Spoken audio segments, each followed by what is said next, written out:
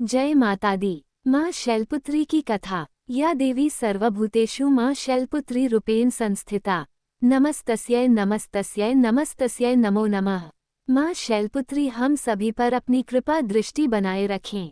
हिमालय की कन्या और भगवान शिव की अर्धांगिनी माता शैलपुत्री नवरात्रि के प्रथम दिवस की अधिष्ठात्री देवी हैं।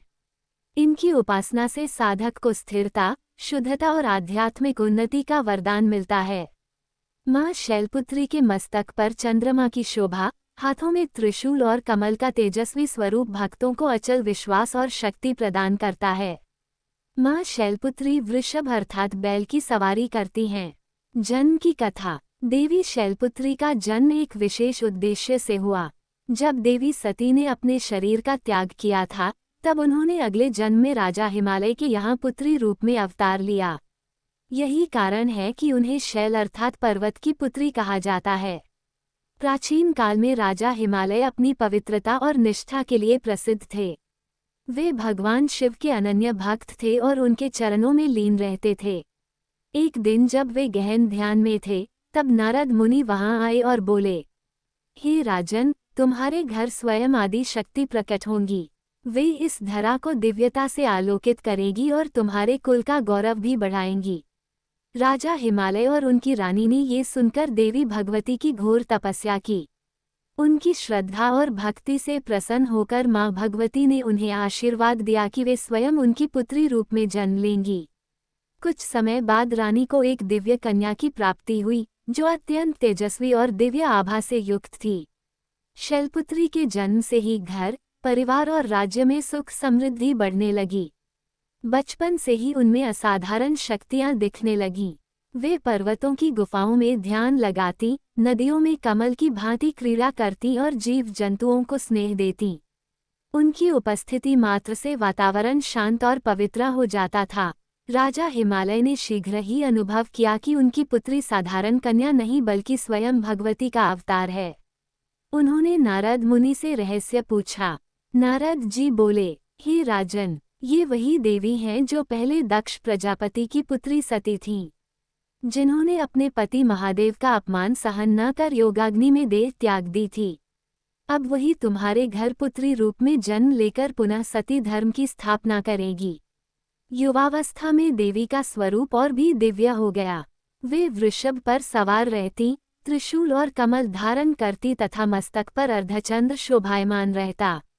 अपने पूर्व जन्म की स्मृतियों के जागृत होने पर उन्होंने संकल्प लिया कि वे पुनः भगवान शिव को पति रूप में प्राप्त करेगी।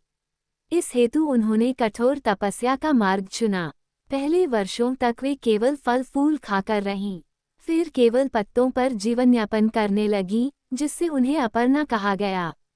अंततः उन्होंने निर्जल और निराहार रहकर भी घोर तपस्या की। उनकी तपस्या से समस्त देवता चकित हुए।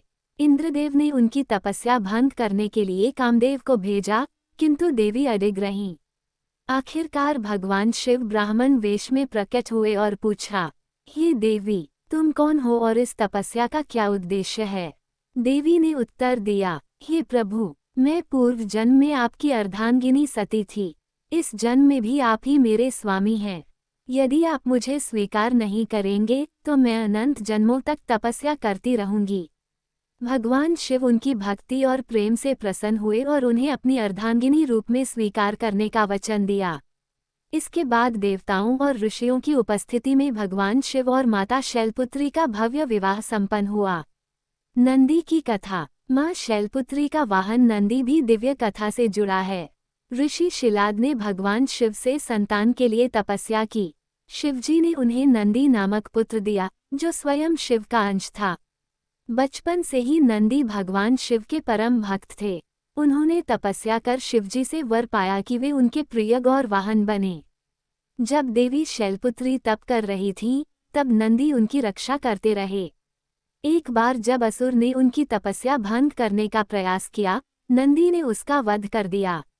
प्रसन्न होकर देवी ने उन्हें आशीर्वाद दिया कि वे सदैव शिव शक्ति के वाहन रहेंगे और भक्त उनकी भी पूजा करेंगे। चंद्रदेव की कथा। माँ शैलपुत्री के मस्तक पर चंद्रमा का विशेष महत्व है। चंद्रदेव ने दक्ष प्रजापति की 27 कन्याओं से विवाह किया था, लेकिन वे केवल रोहिणी को अधिक प्रेम देते। इस कारण दक्ष ने उन्हें क्षय होने का श्राप दे दिया। चंद्रदेव ने शिव और शक्ति की घोर तपस्या की।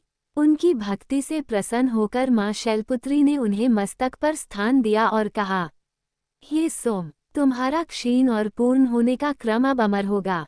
यही चंद्र कलाएं कहलाएंगी। इसी से चंद्र मास और सोमवार का महत्व स्थापित हुआ।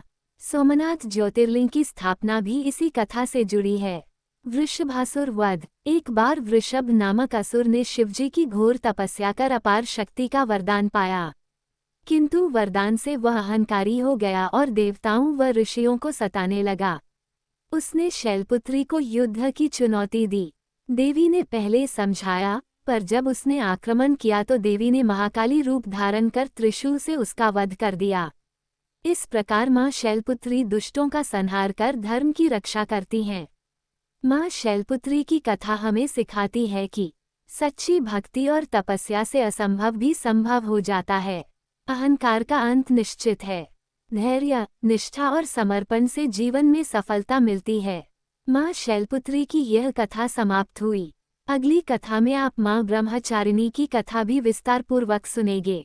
यदि आपको यह वीडियो पसंद आया हो तो इसे लाइक करें, अपने प्रियजनों के साथ शेयर करें और चैनल को सब्सक्राइब करना न भूलें।